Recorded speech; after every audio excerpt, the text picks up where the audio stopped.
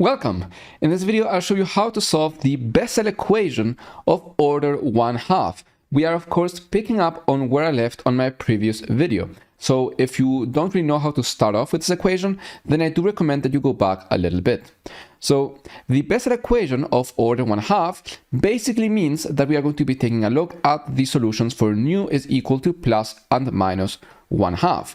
Now this case is particularly interesting for whenever we are dealing with for example, the radial equation in quantum mechanics, right? Because upon separating variables in the Laplace equation, we often end up with a Bessel equation of this kind. So that is why we are interested. So especially the radial Bessel equation, or the spherical Bessel equation, leads to this. I will make an entire separate video for that case, detailing it a bit more explicitly, but let's just go for the solution here. So we have here Bessel equation of order 1/2. So what we want to do in order to find this explicitly is just plug in nu equal 1/2. In case you haven't watched my previous video, something I did is that I don't like just saying, oh, a0 is, 1 over 2 to the nth power times gamma nu plus 1, because I don't know, I feel like it's unintuitive. That is why I still have this thing here. I wrote down the equivalent form, which does use a0, the value for a0, but throughout my video I will continue to do it like this, because I think it's really good that we know where it came from. Of course, it won't make much of a difference. The only difference will be a few different constants in the front, and only for a little while until we make everything similar. Okay, so let's now go. So j 1/2. So let's plug it in. We get x to the 1/2 a0 of gamma 3/2, and then we get the sum n equals 0 to infinity of -1 to the nth power x to the 2n 2 to the 2n n factorial gamma of, and now it's n plus 3/2. Okay, so now we want to begin trying to simplify this. How can we go about it? Well, notice that we have -1 to the nth, x to the 2n, and we also have this 2 to the 2n here. That is kind of weird, but we have this n factorial. Now, what do I hope that this maybe reminds you of? This is kind of looking like the power series of sine and cosine, which are -1 to the nth, x to the either 2n or 2n plus 1, divided by either 2n factorial or 2n plus 1. So that is why I wanted to point this out. So it kind of looks like it, but how can we maybe transform it? So let's take a look. Okay, so let's begin by taking a look at this gamma function here. So since n is positive, we can use a very useful function or property of the gamma function, which is that if we have gamma of x plus 1, this is the same as x times the gamma function of x. So let's use this now with our quantities. So the gamma function of n plus 3/2, this is x, so basically what is inside -1, so n plus 1/2, times the gamma function of n plus 1/2. However, we can do it again. So this time we get n plus 1/2, and now we get this -1, so n minus 1/2, times the gamma function of n minus 1/2. And we can do it again. So here we get n plus 1/2, n minus 1/2, and then n minus 3/2 times the gamma function of n minus 3/2. And at some point, we are going to run out of n's, right? Because maybe n is 5, so we can do it for a while, but eventually we are going to get to the point where n is, I don't know, where we are like at 5 minus 8 over 2 or something. So we end up getting, no, it can't be 8 over 2, like 7 over 2. So we end up getting like 3/2, even though I don't know if this is the result there, but we get 3/2, we get 1/2, and we are only left with gamma of 1/2, right? Because at some point, our n is 1, which is the smallest possible n for this case, and then we have just 1/2. We ran out, right? N minus 1/2 here, and then we simply have that. Okay, so this, what I mean is that we get, let me write it like this actually. So let's go back here. So this gamma function here, we can rewrite as n plus 1/2, n minus 1/2, n minus 3/2, etc., until at some point we get 3/2, 1/2, gamma of 1/2. Okay, so what we can do here now is factor some of these things out. So basically, what we want to do, as I mentioned, is maybe try to turn this into a 2n factorial.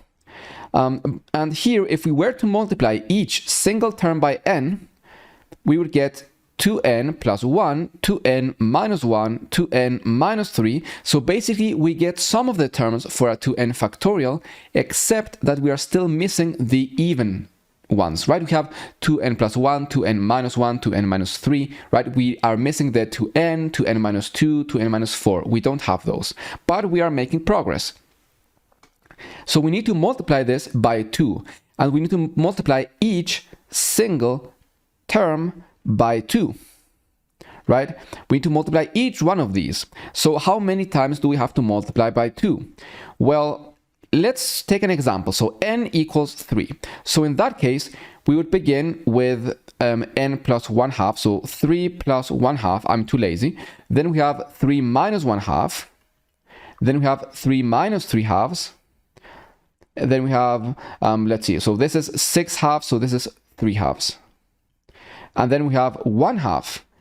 And then we have gamma of 1/2. So basically, if n is equal to 3, we have 1, 2, 3, 4. You can check it out, check with more, but basically, if we have n, basically for a value of n, we have to multiply by 2n because we get 2, or basically, sorry. So for a given value of n, we have n plus 1 terms. So we need to multiply by 2 n plus 1 times. So we need this 2n plus 1. So what we will do is we will here multiply and divide by 2n plus 1.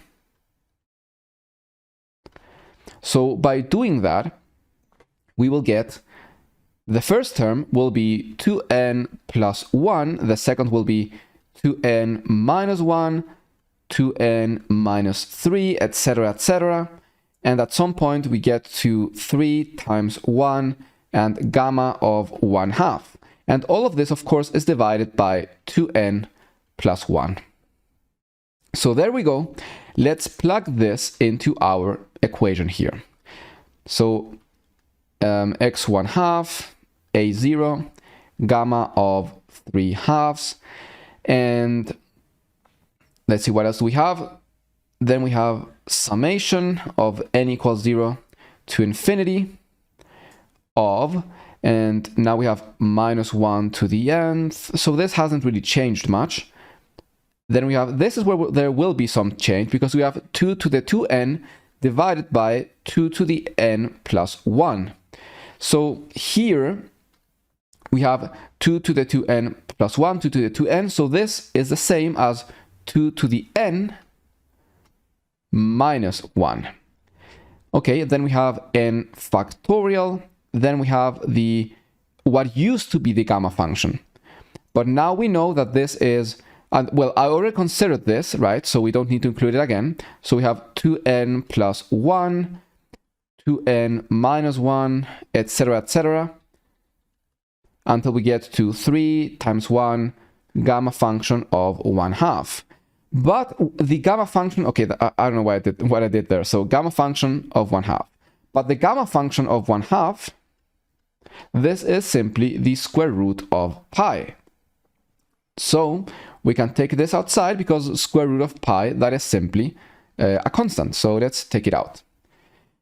Okay, so we made some progress. Notice that we now have 2n plus 1 and the building of a factorial. But now let's take a look at this part. So if we have n factorial, this is basically n times n minus 1, n minus 2, n minus 3, etc.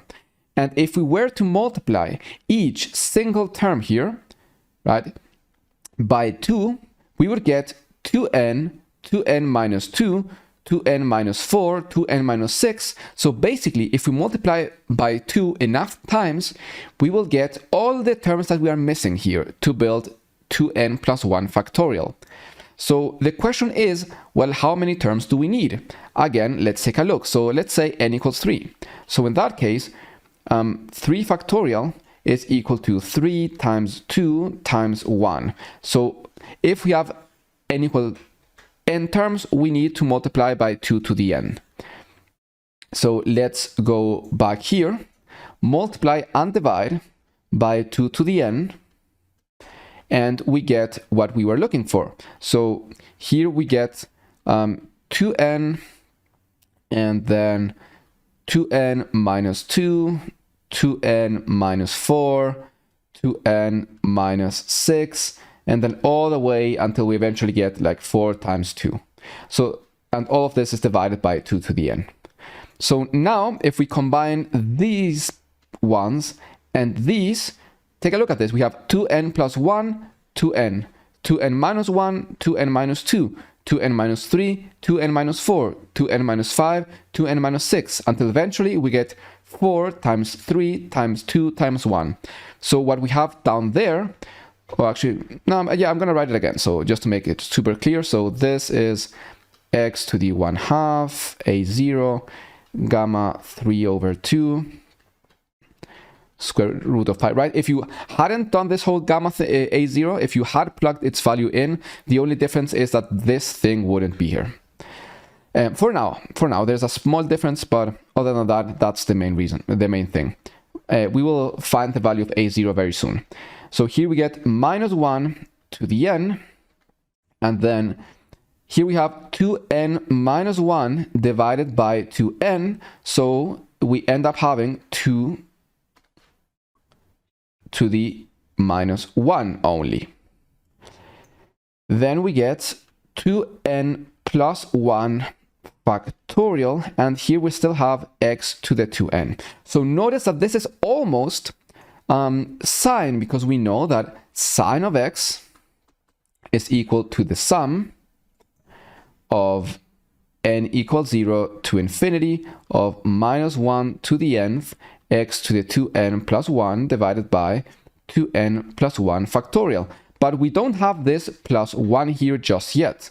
So for that reason, we simply multiply and divide by x, right? That way we get plus 1 here, and then we have to divide by x here.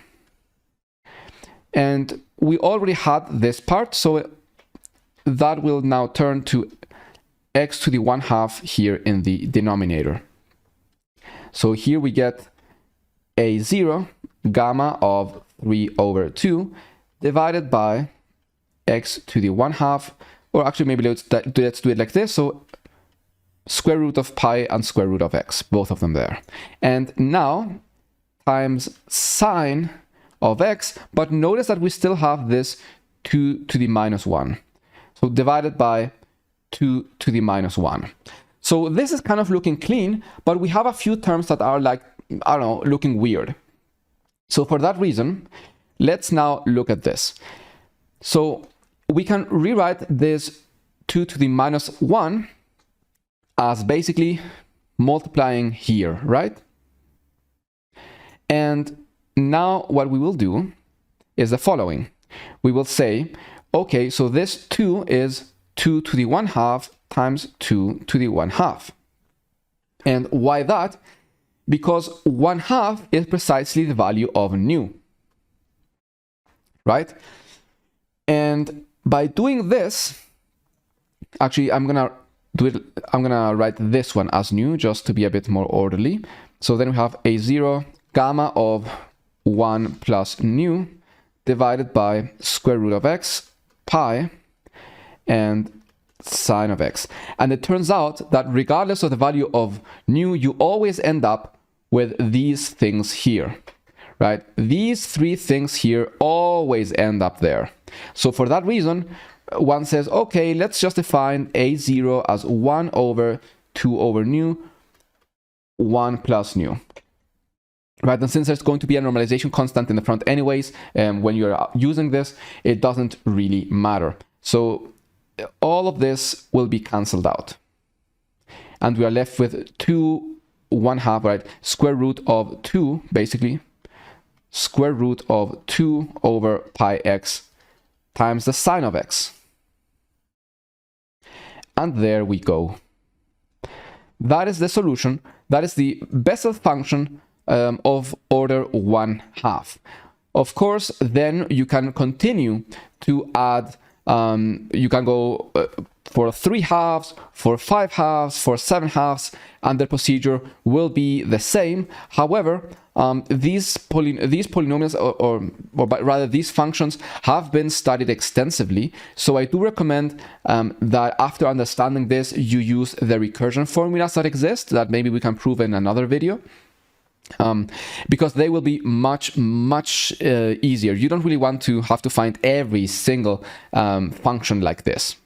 So I will just show you what the functions of the second kind are. So basically j to the minus 1/2.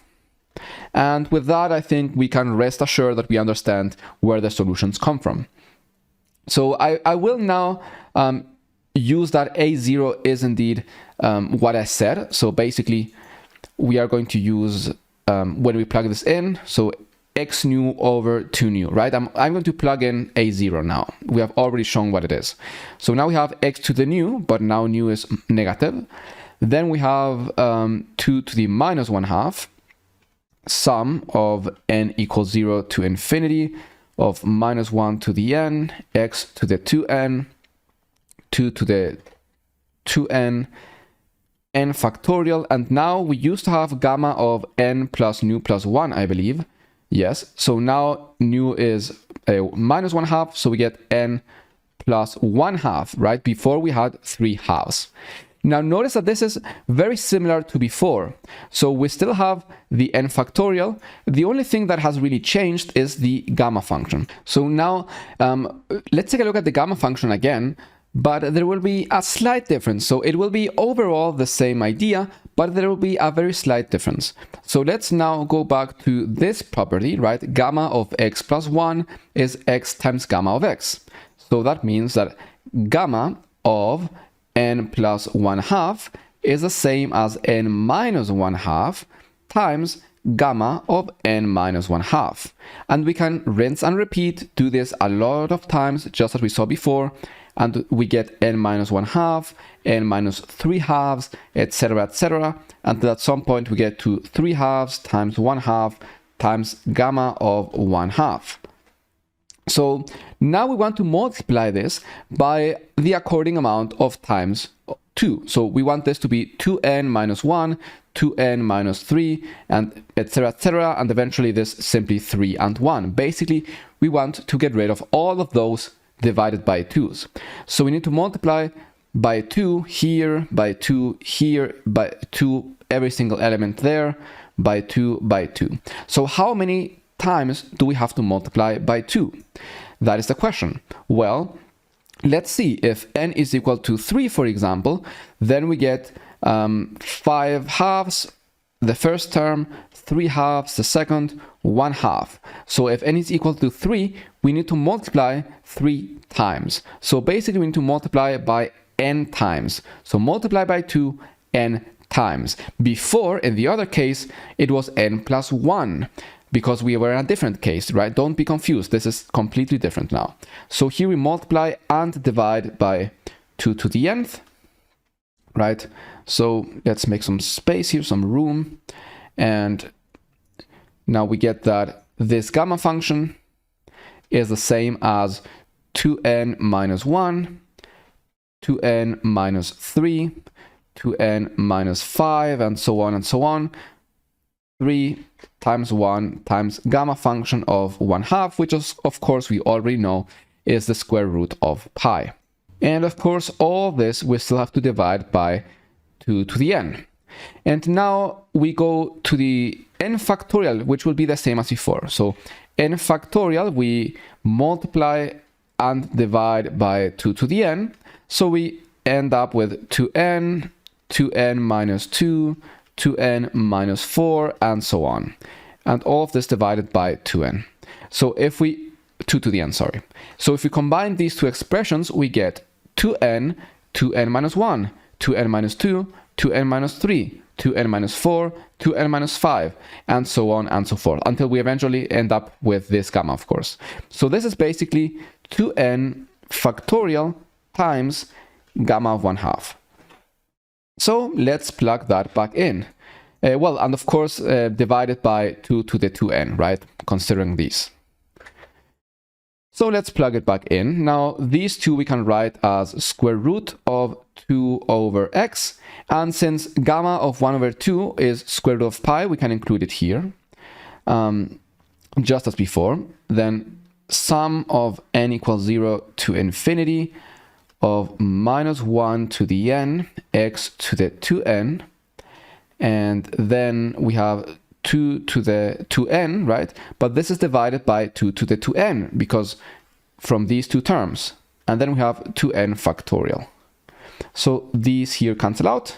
And this thing is the cosine. This is the power series of the cosine. So we get square root of 2 over x pi cosine of x. And this is then the Bessel function of the second kind. For the case, of course, 1/2, right? Minus 1/2. And again, you can repeat the procedure for other powers or other amounts of nu. So you can go for 3/2 or minus 3/2 if you want, and plus or minus 5/2, and so on. Again, it is better to study the properties of the Bessel functions and use the recursive formulas than finding out each one of them by using this formula. So there you go. We have found the solutions for the Bessel equation of order 1/2. Of course, the most general solution, right? The most general solution is going to be the sum of the two particular solutions. So basically, our I don't know, let's call it maybe Q or something. So the general solution will be some constant times the Bessel function of the first kind times the Bessel function of the second kind, which is right minus nu times some other constant. So there we go. There are the solutions, and as we can see, we can find them from these ones there, but they do depend on the particular value of nu. So I hope this was useful to you. If it was, please make sure to leave a like on the video, comment and subscribe. And, maybe check out my Patreon if you really enjoy my content. So I'll see you in the next video. Thank you very much for watching.